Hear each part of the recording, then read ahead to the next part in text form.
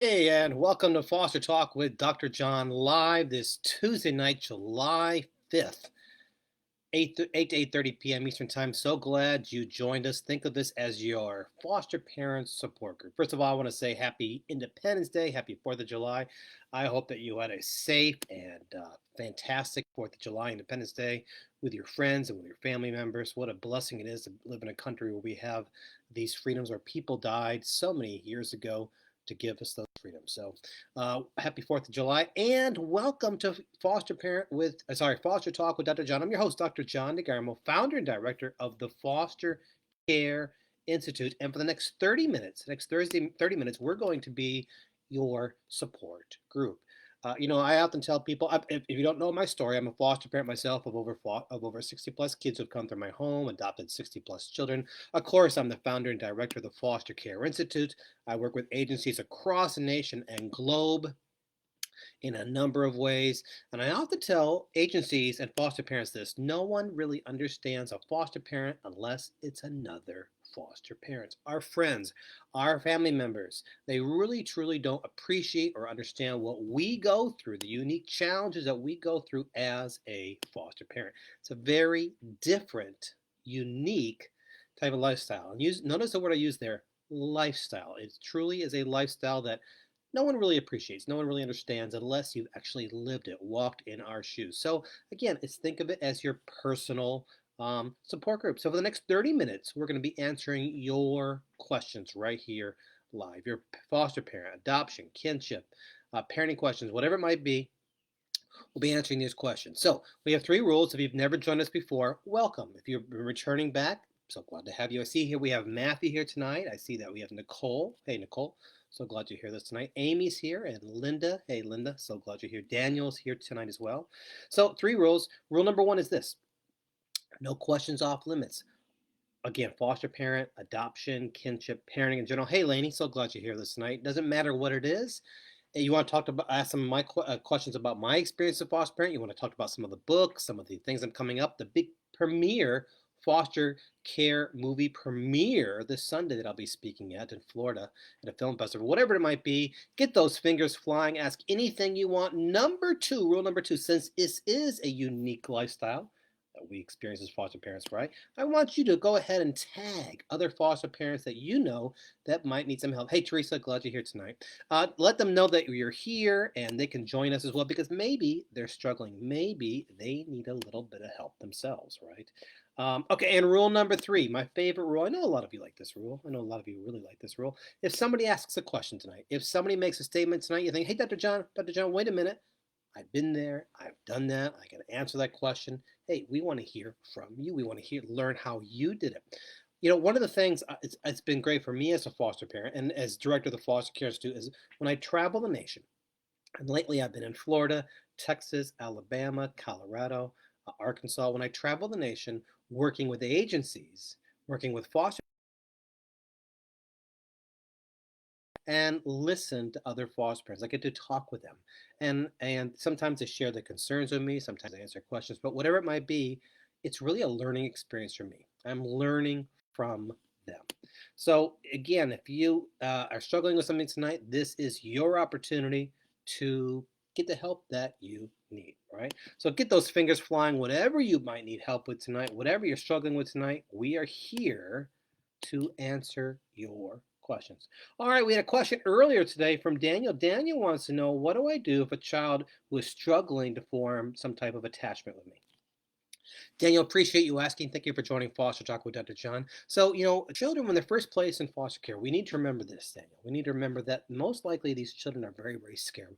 We've talked about this before, and of course, I address it in several of my books, including the Foster Parent Manual, the Foster Care Survival Guide, and of course, children's book, A Different Home, A New Foster Child Story. But when they're placed in their home, they're often afraid. So I want you to imagine this, Daniel.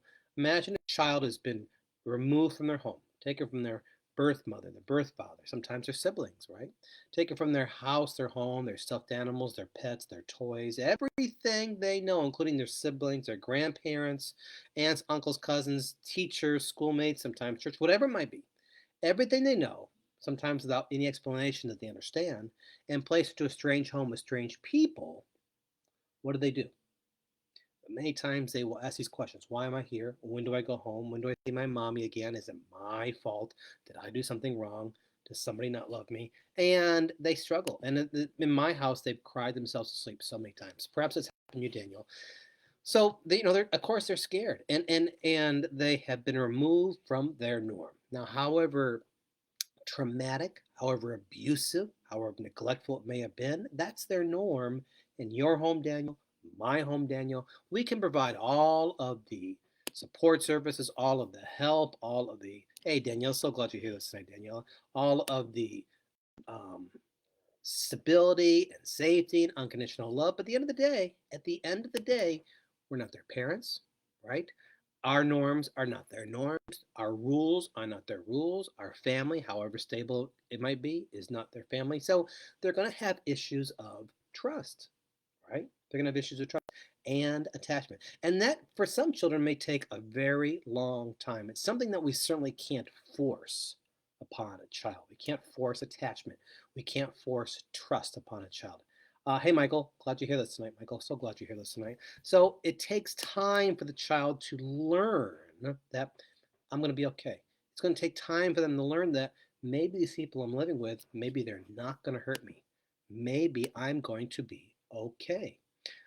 So that is something that it may take some time for that child to recognize that, you know what, maybe this home I'm in right now, maybe it's going to be a safe home, maybe it's going to be a stable home. Hey, Aurelia. And Mary, I see Mary is here tonight, and Kirsten. So, Danielle, it takes some time for that attachment trust. You need to be patient, understanding, compassionate. Again, that word patient there, I really want to stress that word there. Answer their questions as honestly and open as you can. Allow them to talk to you. No criticism from you in any way. No instructions from you the first few days. Just allow them to watch and observe and maybe appreciate or understand that they're going to be okay. They're going to be safe. No one's going to hurt them. And then when they do that, when they recognize they're safe, then the trust, then the attachment can take place. Daniel, so glad you're here with us tonight. Thank you for asking. Okay, I see that we had a question earlier was published by Michelle. Michelle sent me a message earlier. Michelle wanted to know about a question of adoption and when that might take place.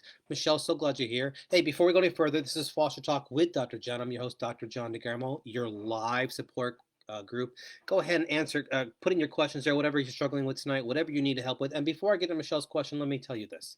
Yes, a foster parent of 60 plus kids, leading foster care expert, but let me tell you, there have been times in my house where I've struggled as a foster parent. There have been times where I've wanted to quit. There have been times where I've questioned the system. There have been times where I've frustrated with the agency. There have been times I wonder, am I making a difference? It's very, very normal. So whatever you're struggling with tonight, just know this. Most likely, I've gone through it as well, and our other foster parents right here have gone through it as well. So we want to make sure we get your help. All right, so Michelle wants to know about adoption, how about the foster care system adoption works. Michelle, appreciate you asking. Thank you for being here. So quite simply, Michelle, so the birth parents have a number of a timeline in order to go through their caseload, okay? And their caseload might be parenting classes, might be getting a stable home or stable house, maybe off drugs, whatever it might be. It's different for every parent. And they may have 6 months, they may have a year, right? Um, and if they do not complete their caseload, if they do not meet those requirements, if you will, many times they may be extended. We're seeing a lot of extensions during COVID, of course. And if they don't meet the extension, they simply don't meet the requirements, Michelle, then there'll be termination of parental rights. But it takes a long time to get there. So after the termination of parental rights, or TPR, has gone through, then many times the agency will look for biological family members, aunts, uncles, cousins, grandparents, older siblings perhaps, or close members of the family. They'll see if there's anybody out there who is willing to adopt the child. And that might be a local search, might be county-wide, statewide, sometimes it's even nationwide. That's right. And if nobody should appear, hey Marissa, glad you're here this tonight. Marissa, I see that Gracie's here too. Glad you're here this tonight. If no one should appear, Michelle, then as foster parents, you most likely have the first opportunity, the first right, if you will, to adopt the child. And that could take quite some time. Um, for myself, our first adoption took the time the child was placed in our home, the time the child was adopted, I believe it was 22 months. The next one was maybe 2 years, and the third one was a year, I believe. So it's different at every child, to be sure.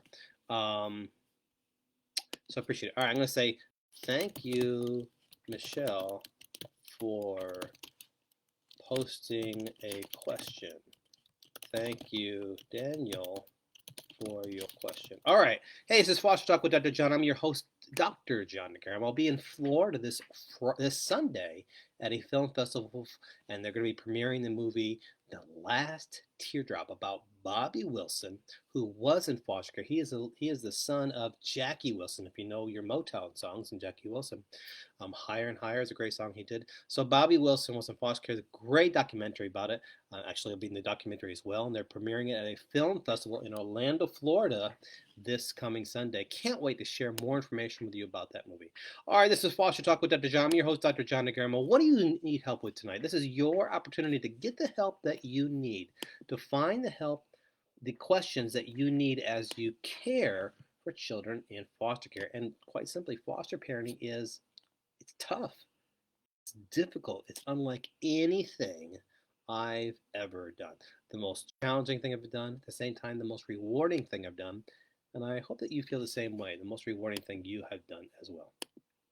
Hey, earlier today, our newsletter went out to over 12,000 subscribers of Foster Care Institute newsletter. I hope you got it. I hope you got that newsletter. In it, we had the foster care news of the week, the foster care 101 video tip, the foster care webinar of the week, the motivational moment, the archive article of the week, and so much more. I hope that you got it. If you didn't get it, type in I want newsletter, put your email address. I want newsletter, put your email address. We'll make sure you get that newsletter first thing tomorrow morning. Hey, Ann, glad you're here with us tonight at Foster Talk with Dr. John. All right, we're answering your questions here live. What do you need help with tonight? What are you struggling with tonight? What's the number one thing you're saying, Dr. John, I need help with this. I need help. I'm struggling. I can't do this anymore, Dr. John. If I don't get the help I need, I'm going to quit, or these kids are driving me crazy. Whatever it might be, we want to make sure that you are able to get the support and the help that you need tonight. All right, we had a question earlier from Amy. Amy sent us a question earlier tonight. Amy wanted to know how to help your own children and the children in foster care kind of form a relationship, if you will. I don't remember exactly how Amy noted it, but she sent me a message earlier about it. So Amy, let's see if we can answer your question. So Amy, again, as we mentioned earlier, it may take time for that relationship to develop. There's a lot of healing in play therapy. So with my own children, my own biological children, or the own DeGarmo children, I'm a father of 6 who are named DeGarmo. So one of the things that we have found is many of our own children are eager to accept or embrace their new family member through play. Through play, maybe Barbies or basketball or go swimming or throwing a frisbee or hide and go seek, whatever it might be. And when they do those things, relationships form. Also some good suggestions, maybe have a weekly game night where everybody turns off their devices like this or the computers and just sit down and play a board game or maybe some type of game together. Maybe there's movie night. You can have the children learning how to cook together with you. You can encourage them to play. Um, Going for walks, things like that. Those help to form relationships. Now, does every placement fit? Is every placement a good placement? Is every time a child's placed in your home going to be a home run, so to speak, in regards to your children and the children foster care and your place in your home forming a relationship? No, absolutely not. There have been some times where my own kids have really connected and formed a strong bond and relationship with those kids. They're placed in our home. And when they leave, sure, my own children grieve. My own children have feelings of grief and loss when they leave. But then again, there have been other placements where it has not been such a good fit or the relationships were not really formed. And, sometimes my own kids are saying, Dad, hey, this kid's driving me crazy. And I understand, not every relationship is a strong relationship, but sometimes it is. Sometimes it's a great relationship, And if nothing, I'm often asked, hey, Dr. John, don't want to be a foster parent because I don't think it's going to affect I think it's going to affect my other kids in a negative way. When I tell them this, 60 plus kids that come through my home, I believe that my own children are much more compassionate towards others. I think my children are much more sympathetic towards others.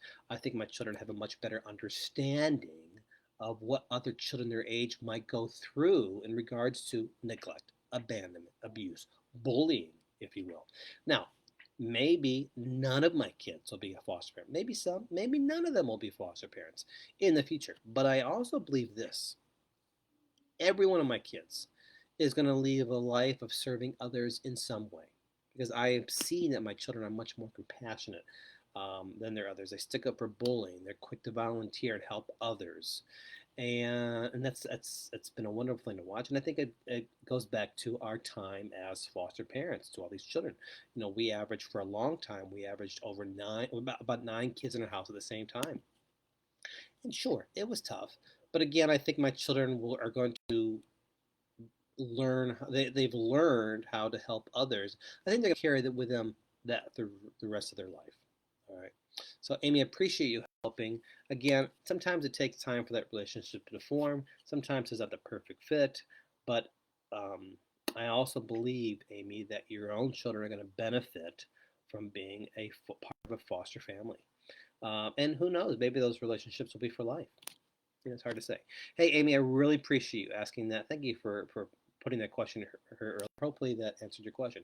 Hey, this is Foster Talk with Dr. John. I'm your host, Dr. John DeGarmo, here from 8 to 8:30 p.m. Eastern Time every single Tuesday night. Next week, I'm going to be, excuse me, please.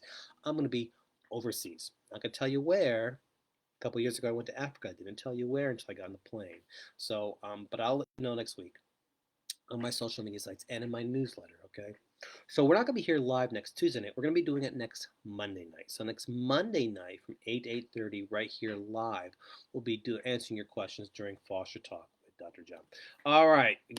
Go ahead and put those questions in there. What do you need help with tonight? What's the number one thing you're saying, Dr. John, tonight, right now, I'm struggling with this? Or maybe it was something you struggled with or had questions with maybe last month or last year. Anytime you've struggled with something, anytime you've had questions, this is your opportunity right now tonight to get the professional help that you need, to get the help that you need so you can continue.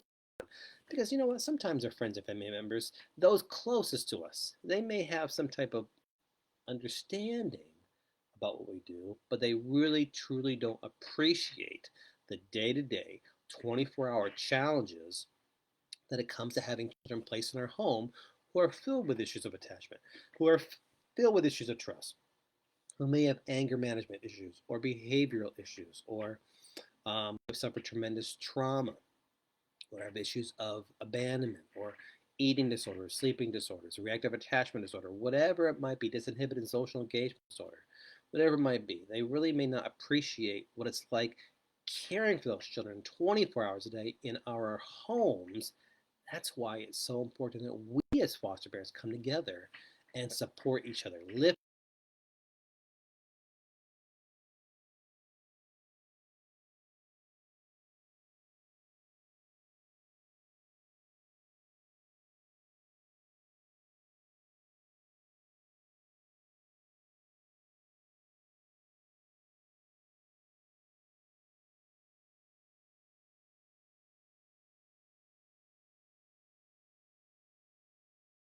All right, great. Thank you for that. Okay, let's see if we can get one more question here, because and then we may end it a little bit early tonight, unless we get some more questions live from people like you. Okay, earlier this weekend, Sarah wanted to know about how to help a child who is struggling with issues of reactive attachment disorder. Sarah, reactive attachment disorder, or RAD as it is known, is something that is incredibly draining and exhausting for all involved. I'm not going to go into why reactive attachment disorder, a child might develop it. It is a disorder, though, that often is exhibited through issues of anger. It is a condition where the child has a difficult time forming an attachment with somebody else. It's kind of similar to disinhibited social engagement disorder, or DSED. It is an attachment disorder of some kind, and many children in foster care suffer from reactive attachment disorder. I've had several through my home. And as a foster parent or someone caring for a child with a reactive attachment disorder, again, RAD, it is exhausting. It's tough. It is so difficult when you're caring for a child in your house. Hey, Molly, so glad you're here this tonight, Molly, with a reactive attachment disorder. So there's a number of types of therapy that you can actually do in your home when you're caring for a child with RAD. And I go through all of that in the book, The Foster Care Survival Guide. We also have a couple webinars, Sarah, here at the Foster Care Institute that you might be you might find helpful. Trauma-Informed Parenting 1, Trauma-Informed Parenting Part 2, Anxieties and Disorders, Positive Parenting Solutions. And we may actually have a whole webinar. Let me check on that right now for you, Sarah. I'm just going to our website right now, the Foster Care Institute. Let's see if we have one on reactive attachment disorder. We may have. It's been a while. We have over 65 hours, so it's hard for me to remember every single one that we have. Let me see. PQ. There it is. Okay, Sarah, we do. We got a whole webinar based on reactive attachment disorder, RAD, and children in foster care. So, Sarah, you're going to find that webinar very, very helpful indeed. And Sarah, if you're not a member of the Foster Care Institute, it's easy. Just sign up. You'll get unlimited access to over 65 hours of online training webinars, printable certificates, CEUs, 15 free ebooks, and a whole lot more to make sure that you're getting the licensing hours that you need every year, of course, and the help that you need as you care for children in need. All right, so I'm going to say thank you, Sarah, for that question on reactive attachment disorder. All right. Okay, hey, this is Foster Talk with Dr. John. We're answering your questions here live. We do it every Tuesday night. It's 8 to 8:30 p.m. Eastern Time. And maybe we are missing some of you tonight because you're still traveling back from, hopefully, a great 4th of July. So at that point, we're going to end it here tonight, unless you want to squeeze in a question here real fast, because I've got to jump on another conference call. Okay, I'll tell you what, I'm going to leave it here tonight. We're going to be here next Monday. Normally it's Tuesday night, but next Monday right here live with Foster Talk with Dr. John, because I'm going to be out of the country next week. Again, if you did not get our newsletter, please type in I want newsletter, put your email address. I want newsletter, put your email address. We'll make sure you get the newsletter that has all the foster care information, news, resources, support services that you need absolutely free right here from the Foster Care Institute. Okay, for this July 5th, Tuesday night from the Foster Care Institute, I'm Dr. John DeGarmo. Look forward to seeing you special night next Monday night right here. Again, thank you for all that you do. Thank you for making a difference for children in need.